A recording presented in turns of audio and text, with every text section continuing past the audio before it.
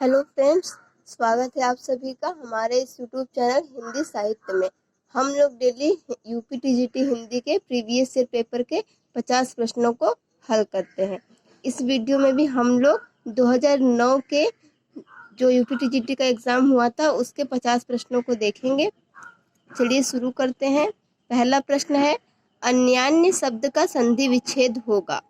ए अधन्यान्य, B अन्य धन अन्य, सी अन्न धन यान्य, डी अन्य धन अन्य। इसका राइट आंसर है ऑप्शन नंबर बी, अन्य धन अन्य। अगला प्रश्न है, शिशुपाल वध के रचनाकार का नाम है। ए भामा, बी भारवी, सी माघ, डी कुंतक। इसका राइट आंसर होगा ऑप्शन नंबर सी, माघ। अगला प्रश्न है, श्रीहर्ष का ग्रंथ है। ए हित हरिवंश, बी नैषध काव्य, सी राजतरंगिणी, डी मेघदूत। तो इसका राइट आंसर होगा ऑप्शन नंबर बी, नैषध काव्य। देखते हैं फ्रेंड्स अगला प्रश्न, व्यंजन संधि का उदाहरण नहीं है। ए उत्धन चारणम बराबर उच्चारणम, बी रामस्थन टीकते बराबर रामस टीकते, सी गंगा धन उद्गम बराबर गंगोद्गम, डी सत धन चित बराबर सचित। तो इसका राइट आंसर होगा ऑप्शन नंबर सी, गंगा धन उत्गम बराबर गंगोत्गम। ये जो है ये व्यंजन संधि का उदाहरण नहीं है। देखते हैं अगला प्रश्न, स्वस्तु का संधि विच्छेद होगा।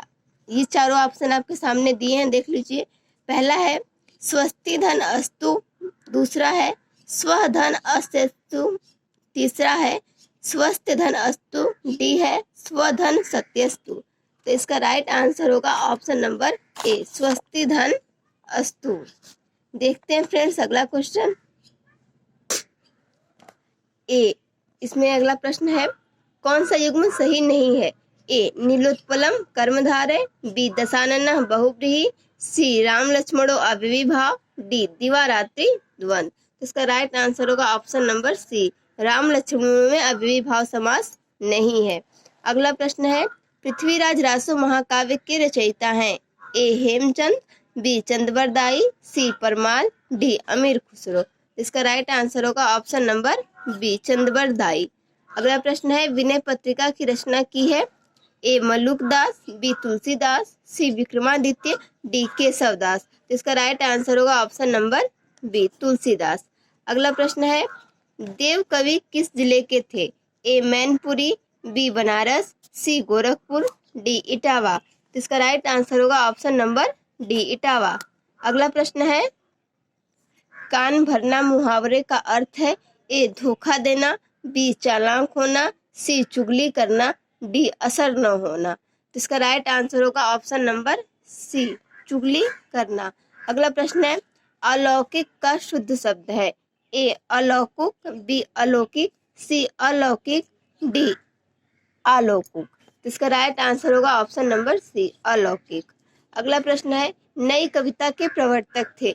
ए जगदीश प्रसाद गुप्त, बी प्रेमचंद, सी भारतेंदु हरिश्चंद्र, डी घनानंद। तो इसका राइट आंसर होगा option number A, Jagdish Prasad गुप्त। और ये नई कविता जो है इसका सर्वप्रथम जो नामकरण है वो अज्ञे जी ने किया था। अगला प्रश्न है, घनानंद की कृतियां किस भाषा में है। ए अवधी, बी खड़ी बोली, सी ब्रज, डी मैथिली। इसका राइट आंसर होगा ऑप्शन नंबर सी, ब्रज भाषा में है। अगला प्रश्न है, अतिथि का पर्यायवाची है। ए अमृत फल, बी उन्नयन, सी आगंतुक, डी आजन्म। इसका राइट आंसर होगा ऑप्शन नंबर सी, आगंतुक। अगला प्रश्न है, आजन्म शब्द में समास है। ए बहुव्रीहि, बी द्वंद, सी अव्ययीभाव, डी कर्मधारय। इसका राइट आंसर होगा ऑप्शन नंबर सी, अव्ययीभाव। अगला प्रश्न है, राष्ट्र की भाववाचक संज्ञा है। ए राष्ट्रीय, बी राष्ट्रीय, सी सौराष्ट्र, डी राष्ट्रीयता। इसका राइट आंसर होगा ऑप्शन नंबर डी, राष्ट्रीयता। अगला प्रश्न है फ्रेंड्स, राम शब्द के खष्टी एक वचन का रूप है। ए रामो, बी रामस्य, सी रामे, डी रामेशु। इसका राइट आंसर होगा ऑप्शन नंबर बी, रामस्य। अगला प्रश्न है, पठ धातु के वर्तमान काल में मध्यम पुरुष एक वचन का रूप है।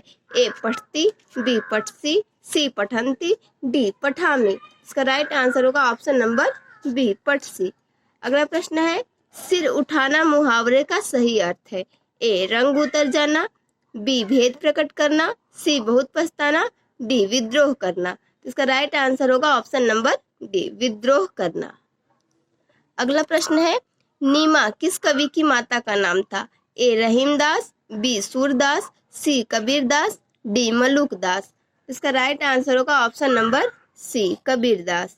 अगला प्रश्न है, रचना के आधार पर वाक्य के भेद हैं।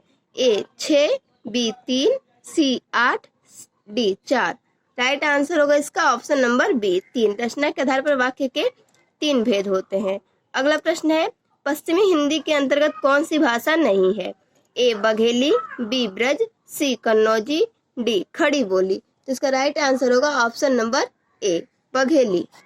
अगला प्रश्न है, नहुस नाटक के लेखक हैं। ए गोपाल चंद्र, बी वियोगी हरि, सी भारतेंदु, डी अज्ञे। इसका राइट आंसर होगा ऑप्शन नंबर ए, गोपाल चंद्र। नहुस नाटक के लेखक गोपाल चंद्र हैं। अगला प्रश्न है फ्रेंड्स, तिरंगा शब्द में समास है। ए द्वंद, बी अव्ययी भाव, सी द्विगु, डी कर्मधार है। इसका राइट आंसर होगा ऑप्शन नंबर सी, द्विगु समास। अगला प्रश्न है, रामचरितमानस में कुल कितने कांड हैं? ए 10, बी 7, सी 8, डी 15। इसका राइट आंसर होगा ऑप्शन नंबर बी, 7 कांड। अगला प्रश्न है, भागवंती उपन्यास के रचयिता हैं।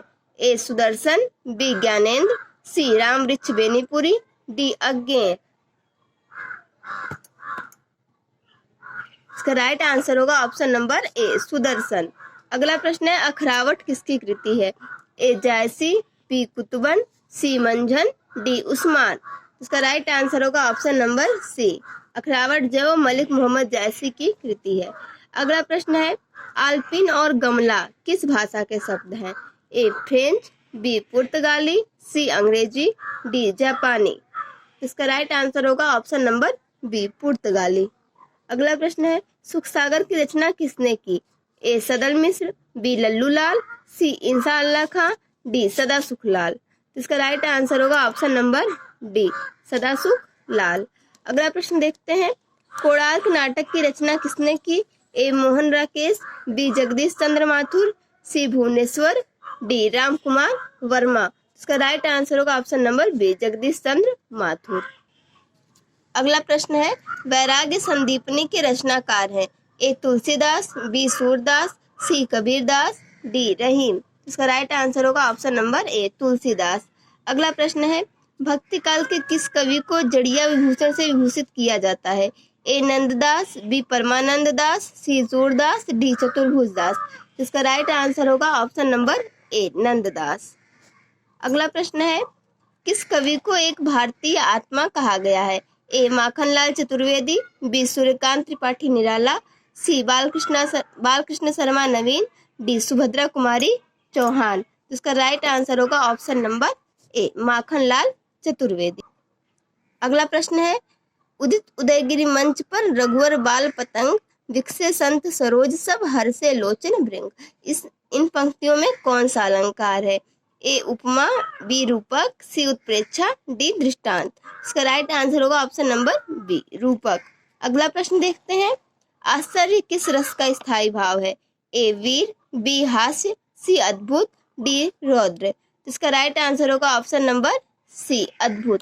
अगला प्रश्न है, मालती माधव के रचनाकार हैं।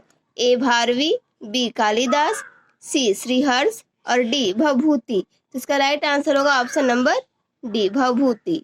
अगला प्रश्न देखते हैं, वर्णमाला किसे कहेंगे?